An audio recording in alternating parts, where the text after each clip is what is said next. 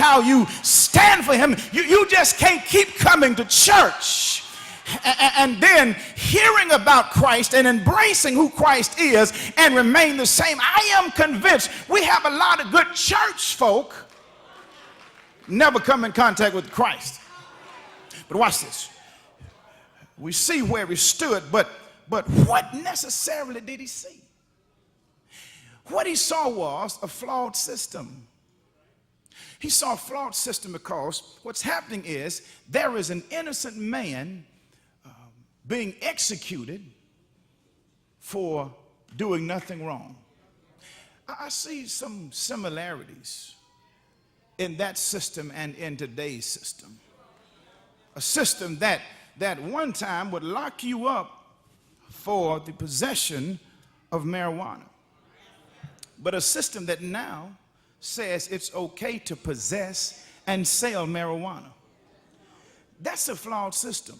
How do you go from saying no to drugs to saying it's okay to sell drugs? That's a flawed system.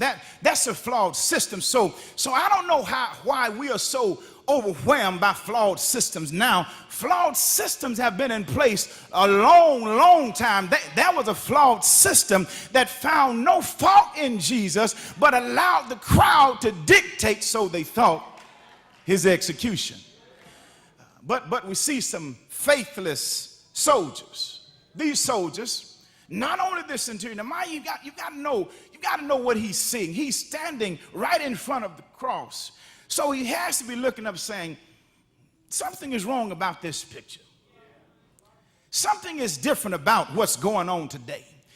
This man on the cross, and this is the first crucifixion I've experienced where darkness has grasped the entire land.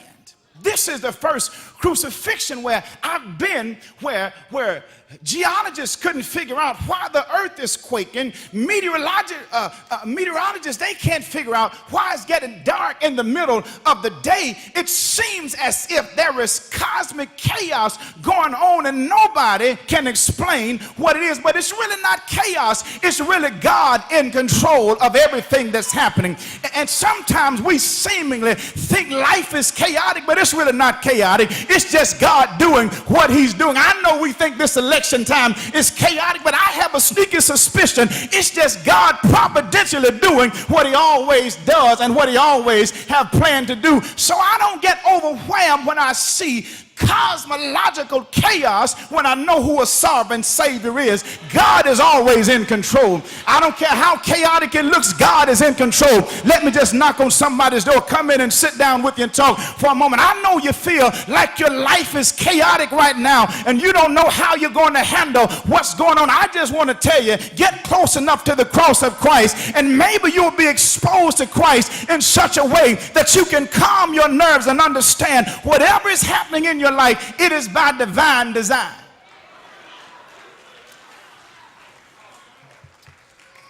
There is this flawed system, these faithless soldiers. But this soldier sees a faithful Savior.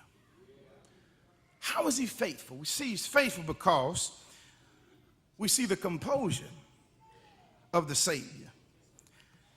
They are beating him. They are spitting on him. They are piercing him in the side. Jesus has composure. Can you imagine what this soldier is seeing as he's looking at this cross and the man on this cross saying, how is it that he's still so composed in the midst of all of this chaos? See, when you know God's purpose for your life, it doesn't matter how chaotic the happenings are around you, you can maintain your composure. And Jesus teaches us you've got to know how to maintain your composure despite what the crowd is saying, because the crowd was criticizing the Christ, but the Christ maintained his composure. How many of you are getting criticized and you're still maintaining your composure? Well, when you get close enough to Christ and you get exposed to Christ, he'll teach you how to maintain your composure.